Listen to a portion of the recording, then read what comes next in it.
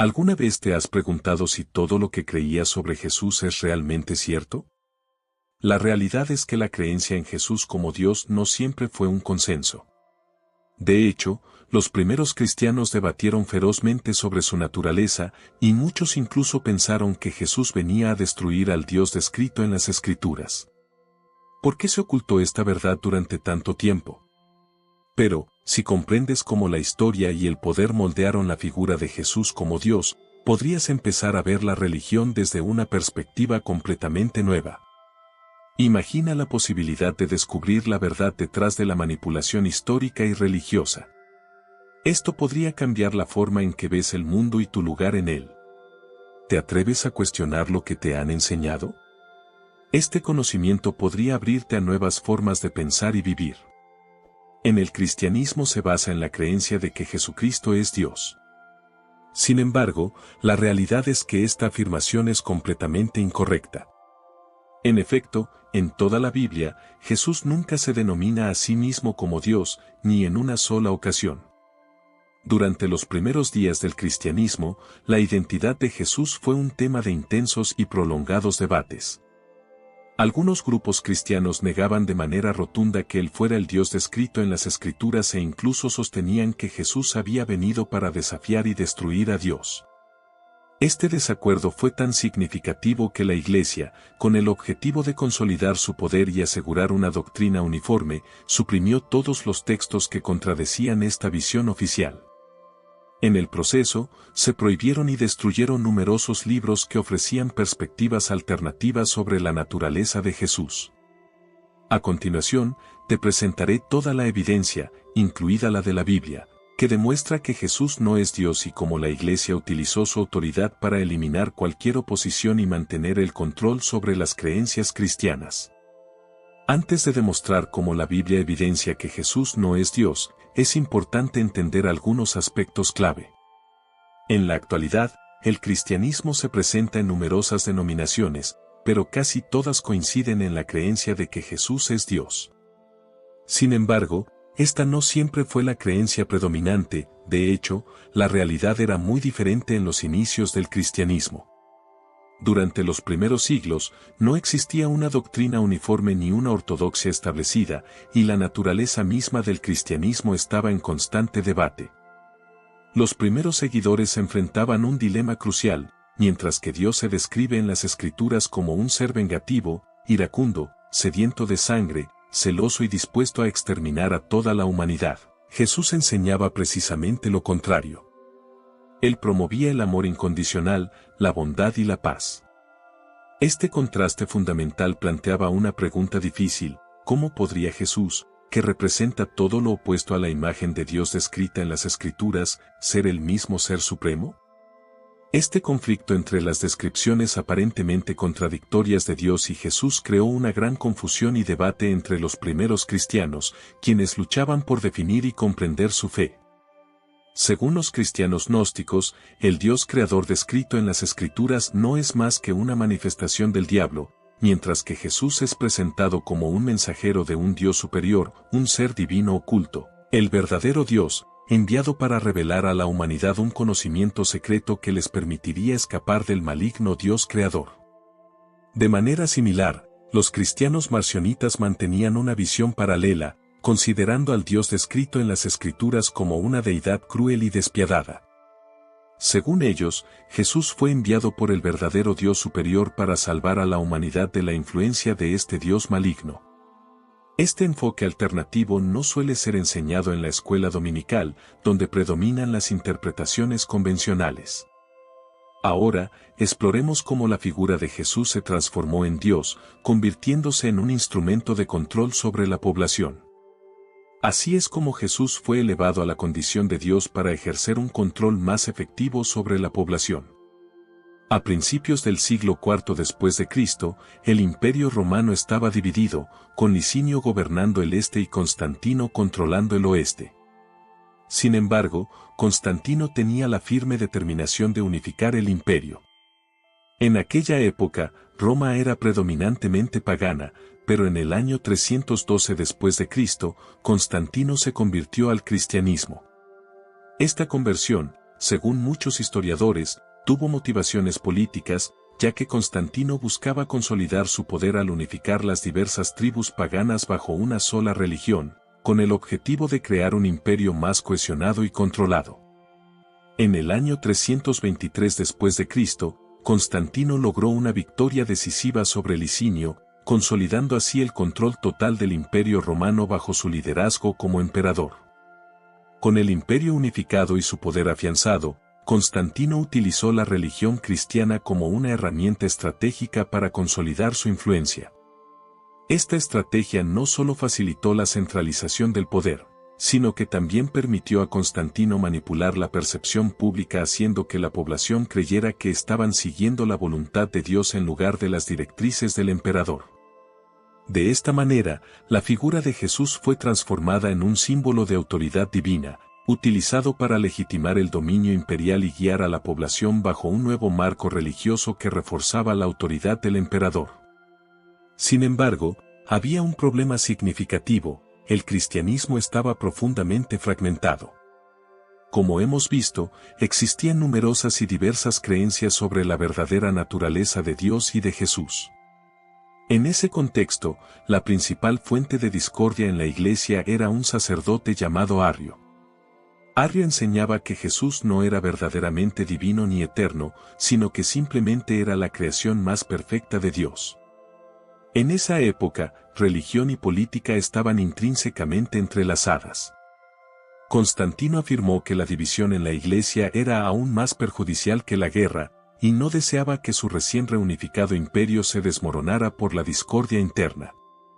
Así que, en el año 325 el emperador convocó un concilio compuesto por aproximadamente 300 obispos, conocido como el Concilio de Nicea. El objetivo de este concilio era resolver las disputas doctrinales y establecer una doctrina uniforme para todo el cristianismo. Con el respaldo del poder imperial romano, el concilio tenía la responsabilidad de definir y consolidar qué debía ser considerado el cristianismo auténtico. En respuesta a la controversia, los seguidores de Arrio rechazaron de manera categórica la noción de que Jesús y Dios fueran consustanciales, es decir, que compartieran la misma esencia divina. Afirmaron que este concepto no estaba respaldado por las Escrituras y sus objeciones fueron firmes y decididas. La situación se volvió insostenible para el establecimiento cristiano emergente.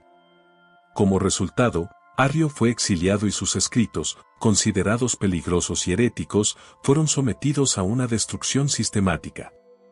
Los textos que contenían las enseñanzas de Arrio fueron incinerados en grandes hogueras, y cualquier persona encontrada en posesión de estos textos enfrentaba severas consecuencias, incluida la pena de muerte.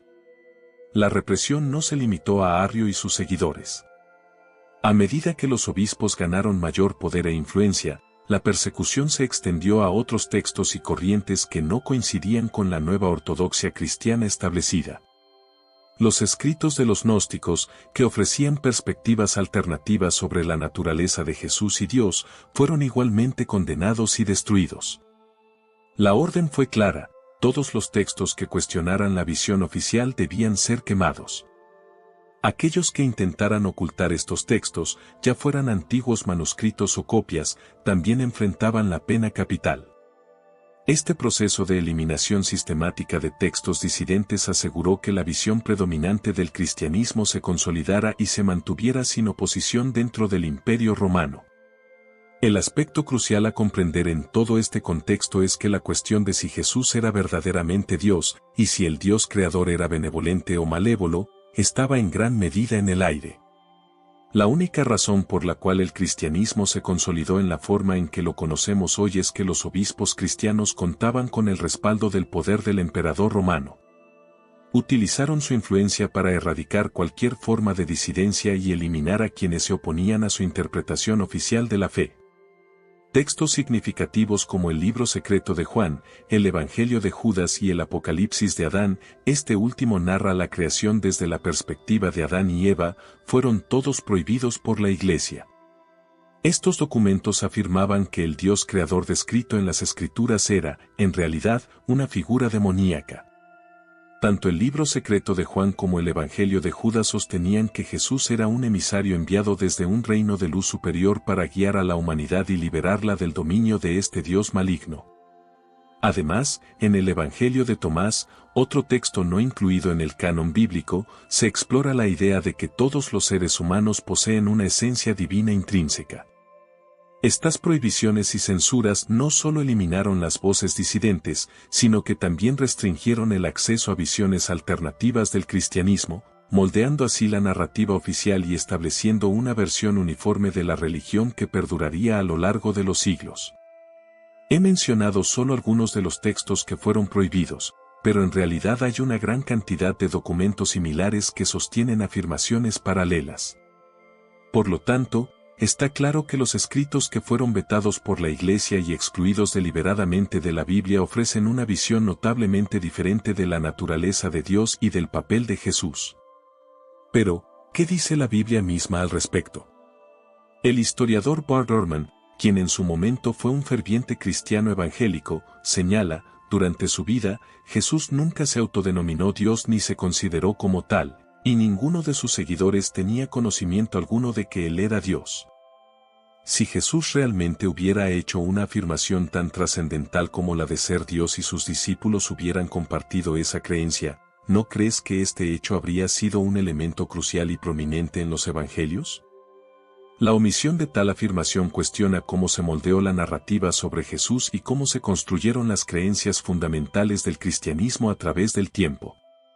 Este aspecto revela la complejidad del proceso histórico y teológico que dio forma a la imagen de Jesús tal como la conocemos hoy. Puede que hayas oído que Jesús se llama a sí mismo el Hijo de Dios, pero es importante destacar que en este contexto, Hijo puede interpretarse más como siervo que como una declaración de divinidad. A lo largo de los 4 evangelios, Jesús menciona que todos los pacificadores son considerados hijos de Dios, sugiriendo que este término puede tener una connotación más amplia y no necesariamente implica una naturaleza divina. Consideremos también las enseñanzas de la Biblia en Números 23:19 y Oseas 11:9, que afirman que Dios no es un ser humano ni un hijo de hombre. Sin embargo, en varias partes del Nuevo Testamento, Jesús se describe a sí mismo como un hombre y un hijo de hombre, como se observa en Juan 8:40, Hechos 2:22, 1 Timoteo 2:5, y Mateo 16:27. Estas referencias sugieren que Jesús se veía a sí mismo dentro de una naturaleza humana y terrenal. Más aún, Jesús a menudo parece rechazar directamente la idea de ser Dios. Por ejemplo, en Lucas 18:19, Jesús responde a una pregunta diciendo, ¿por qué me llamas bueno? Nadie es bueno excepto Dios solo. Además, en Juan 14:28, Jesús afirma, mi Padre es mayor que yo. Si Jesús y Dios son la misma entidad, estas afirmaciones presentan un dilema significativo. ¿Cómo puede Jesús afirmar que su Padre es superior si se supone que son uno y el mismo? Este aparente desacuerdo entre la identidad de Jesús y las afirmaciones de divinidad pone en evidencia la complejidad y las contradicciones en las interpretaciones de la naturaleza de Jesús y su relación con Dios. Estas diferencias invitan a una reflexión más profunda sobre la teología y la cristología, cuestionando la noción de que Jesús y Dios son idénticos en esencia y sugiriendo una comprensión más matizada y multifacética de su rol y naturaleza. Los primeros discípulos tampoco se referían a Jesús como Dios. Esto se evidencia en Hechos 2:22, donde se dice, varones israelitas, oíd estas palabras, Jesús de Nazaret, hombre aprobado por Dios entre vosotros con milagros. Este versículo, y otros similares, destacan que Jesús era considerado un hombre o, al menos, inferior a Dios. A lo largo de las Escrituras, encontramos múltiples ejemplos en los que se presenta a Jesús en una posición claramente humana, sin proclamaciones explícitas de su divinidad. Si Jesús realmente fuera Dios en un sentido absoluto, podríamos esperar que esta afirmación estuviera presente en todas partes de la Biblia. Sin embargo, la declaración directa de que Jesús es Dios solo aparece de manera implícita en el Evangelio de Juan. Aunque algunos versículos de este Evangelio, como Juan 10:30, que dice, yo y el Padre somos uno, pueden ser interpretados como una afirmación de divinidad, nunca se menciona explícitamente que Jesús es Dios. Es importante observar que Jesús no afirma directamente su divinidad en ningún momento, en lugar de eso, se limita a decir, yo y el Padre somos uno. Esta ambigüedad plantea una cuestión interesante: si Jesús no se identificó claramente como Dios, y si las declaraciones que podrían sugerir su divinidad son interpretaciones sujetas a debate, ¿qué significa realmente su relación con Dios? La falta de una afirmación explícita y universal en los textos bíblicos sugiere que la comprensión de Jesús como Dios puede estar sujeta a interpretaciones y desarrollos posteriores, en lugar de ser una verdad universalmente aceptada en los primeros tiempos del cristianismo. Esta ambigüedad invita a una reflexión más profunda sobre cómo las ideas de divinidad y humanidad se entrelazan en la figura de Jesús y cómo se ha interpretado su papel a lo largo de la historia. Es muy plausible interpretar estos textos desde la perspectiva de que todos poseemos una esencia divina. En Juan 10:34, Jesús afirma, ¿no está escrito en vuestra ley, yo he dicho que sois dioses? Este versículo abre la puerta a la idea de que la divinidad no está reservada únicamente para Jesús, sino que es una característica inherente a toda la humanidad. Además, el Evangelio de Tomás, un texto que fue excluido de la Biblia, se centra en la idea de que cada persona posee una chispa divina y que el reconocimiento de esta realidad es fundamental para la transformación personal. Este evangelio sostiene que todos compartimos una esencia divina y que el verdadero conocimiento radica en despertar a esta verdad. En realidad, casi todos los textos gnósticos que fueron prohibidos por la Iglesia abordan el concepto de que la divinidad reside en cada ser humano.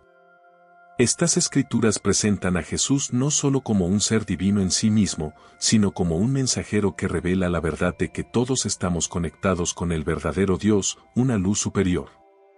Los gnósticos no veían a Jesús como la única manifestación de la divinidad, sino que creían que todos compartimos una esencia divina, y que Jesús era un guía para ayudar a las personas a descubrir esta realidad. Por lo tanto, el versículo en Juan no contrasta necesariamente con la visión gnóstica de Jesús como un enviado del verdadero Dios.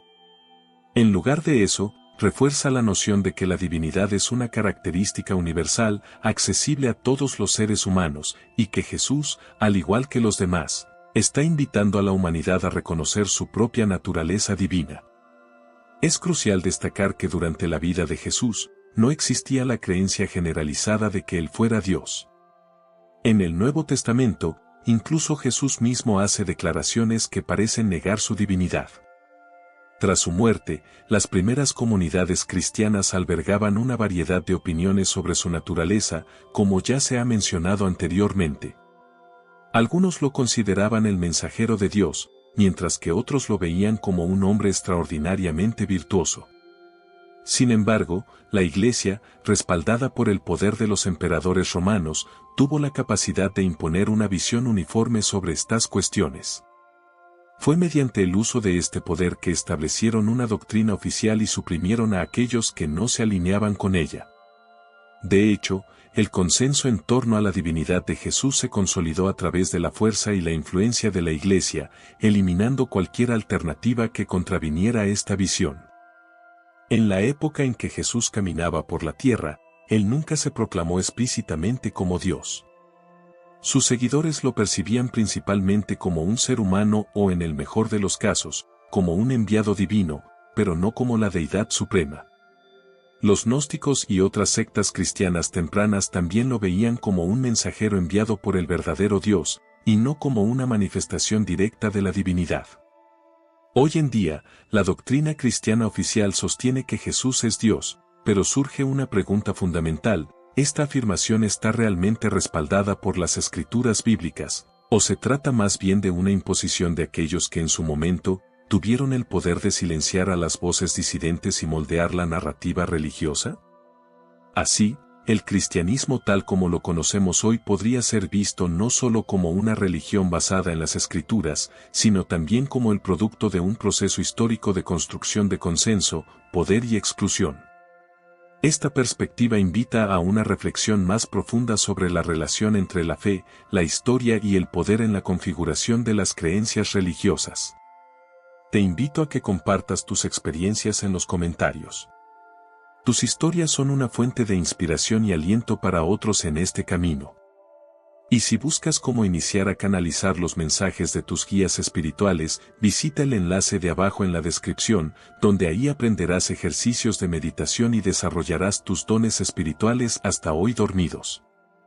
Es hora de ir más allá de la duda que te impide vivir la vida que mereces. Tienes el poder de crear la realidad que deseas y estamos aquí para ayudarte a lograrlo.